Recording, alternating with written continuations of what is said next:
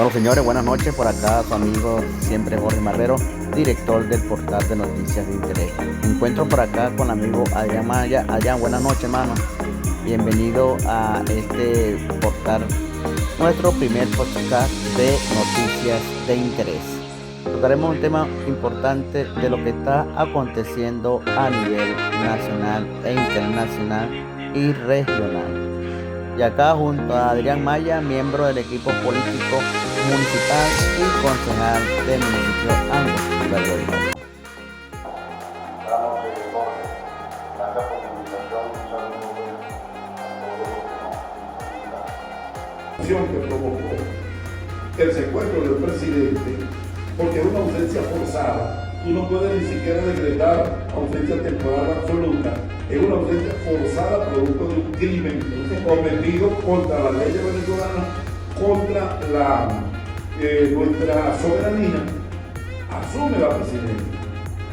En el tema de lo que es el decreto de conmoción internacional y en el marco de interpretación que da la Corte Suprema en la Sala Constitucional, que es la que conoce estos temas, y determina que la señora Delcy Rodríguez será la presidenta encargada, clarito, la presidenta encargada de Venezuela mientras dure el estado de conmoción producto del secuestro del legítimo presidente de Venezuela. Lo que te indica que todos aquellos levantadores de polvo mediático que pretenden ahora utilizar la figura para irse como que está un canal regular y normal de ausencia del presidente, pretenden decir que ante la ausencia absoluta, la vicepresidenta tiene que convocar elecciones. Pues eso no es así. Aquí no hay ausencia absoluta, porque ni el presidente murió, ni el presidente renunció, ni hay nadie en Junta Médica que haya decretado insania mental o insania física para que él ocupe el cargo. Aquí hay un delito flagrante, una violencia extrema contra un legítimo presidente que lo ausenta del poder producto de la violación de sus derechos. Eso es muy importante, Adrián, que nuestro pueblo sepa que dentro de 30 días la presidenta encargada tiene que convocar a elecciones. Y en el marco de lo que es el estado de conmoción, aquí no hay elección, nada, hasta que se restituya al legítimo presidente de Venezuela, cumpla con su mandato y se debe establecido. ¿Por qué? Tenemos una referencia internacional, la guerra en Ucrania. El presidente Zelensky decretó un estado de conmoción internacional ante la confrontación con Rusia. Y precisamente ese año era un año electoral para Ucrania. Al día de hoy, todo el tiempo que va de guerra en Ucrania, no han habido elecciones. Entonces, si aplicó para el presidente Zelensky, también aplica para Venezuela. De hecho, yo era uno de los que analizaba y planteaba la posibilidad de que aquí no debió haber habido elecciones, ni siquiera el 28 de julio del año pasado. Porque estábamos bajo una amenaza con el tema de las sanciones, de las agresiones, del robo de barcos de petróleo y de todo el acoso contra nuestra economía. Aún en esas condiciones tan adversas, la valentía del presidente Nicolás Maduro no leyó ni en un ápice y se fue a elecciones confiando en el pueblo, me la juego con el pueblo y el pueblo le ratificó su voto. Tú acabas de hablar sobre el robo. Hace pocos meses, vamos a decirlo así, el presidente Trump descaradamente dijo que sí se robó esos barcos de petróleo. Cada barco llevaba más de 1.800.000 barriles. Y fue tanto así que un cuarto buque, que era de la empresa Chevron, también se lo iba a robar. Sí. Es decir, que su desespero por controlar a los venezolanos, porque aquí nosotros estamos para aclararle la duda. Fíjate, Jorge, hay elementos que en el debate político te pone a pensar a ti contra quién estamos peleando. ¿En manos de qué grupo de idiotas está la política internacional? Porque cuando tú ves este tipo de señalamiento, donde únicamente han tenido el control de medios de comunicación para increparle delitos a quien ellos les dé la gana y a cualquier presidente que no le baje la mirada ante su insolencia, tú te das cuenta que definitivamente estamos confrontando a un grupo de idiotas, pero con mucho dinero. Y entonces un idiota con dinero es tan peligroso como aquello que decía mi abuela, un mono con familia.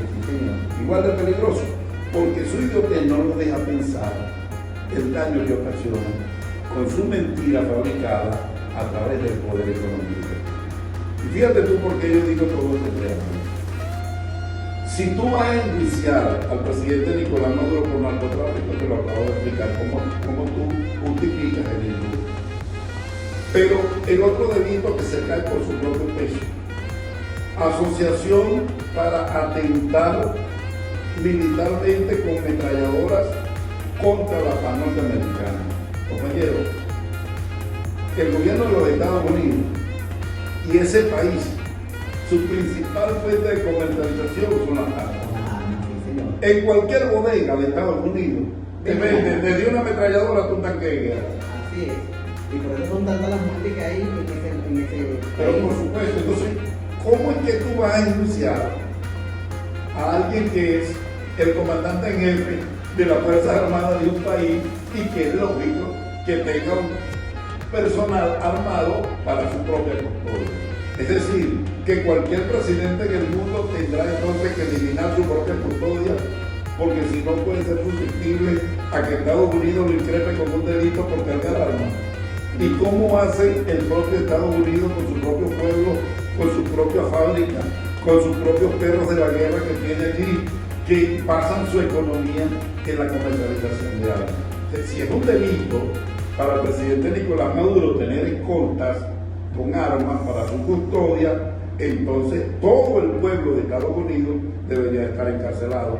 Así es, porque es un pueblo que vende hasta en una casilla de perros calientes te pueden vender un arma de fuego. Ahora bien esto, Adrián, el presidente Trump está corriendo un grave peligro en su administración en vista de que ha violado los acuerdos internacionales y también ha violado lo que es la ley de los mismos gobiernos de Estados Unidos, donde el Congreso es la única autoridad que autoriza a un presidente si se ve el país en amenaza para bombardear, invadir, etcétera, a otro país.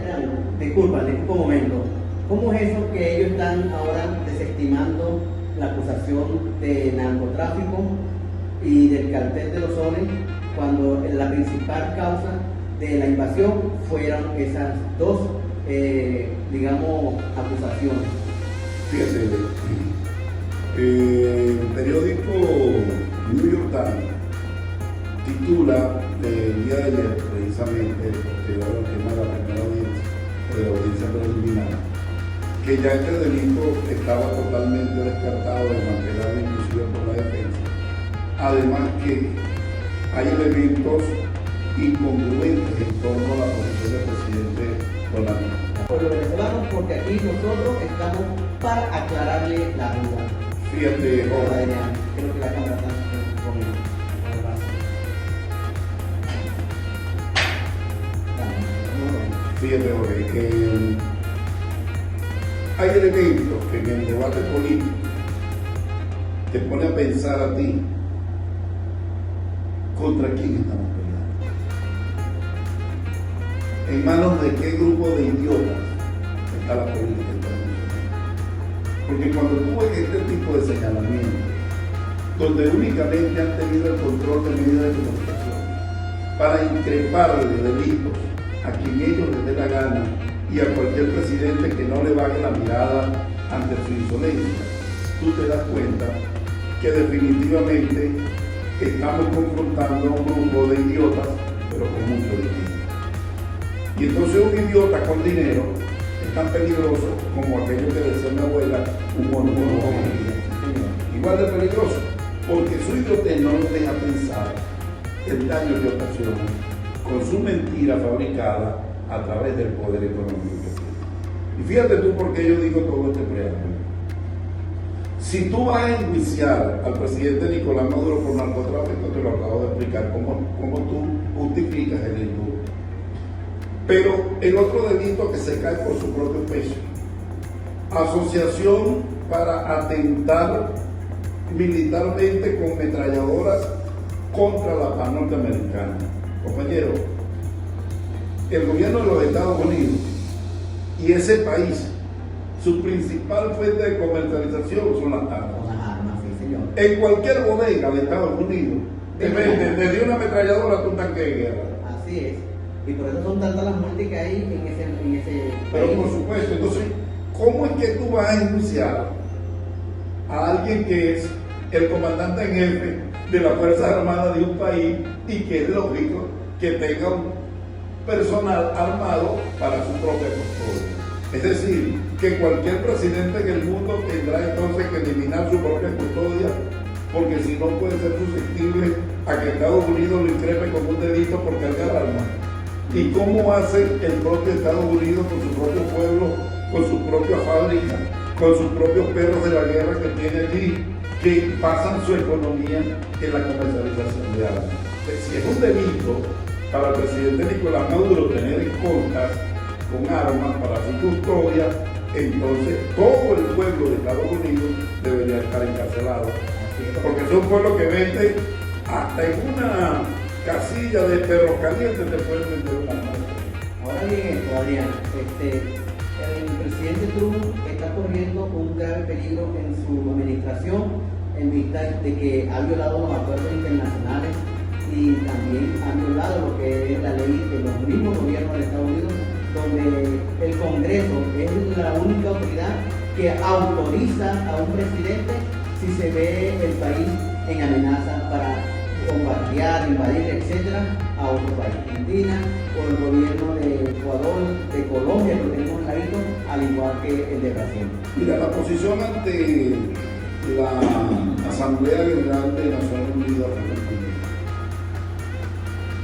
Estados Unidos pretendía declarar el uso del concierto internacional y quienes quedaron al lado fueron ellos, porque la respuesta que dieron los pueblos del mundo fue el rechazo de manera contundente a la posición de Estados Unidos contra Venezuela, salvo algunas excepciones, como es el caso de Ecuador, y entendemos el caso del presidente Noboa, porque recordemos que el presidente Noboa es un narcotraficante y tiene una empresa bananera de su propiedad con la cual introduce droga a Estados Unidos.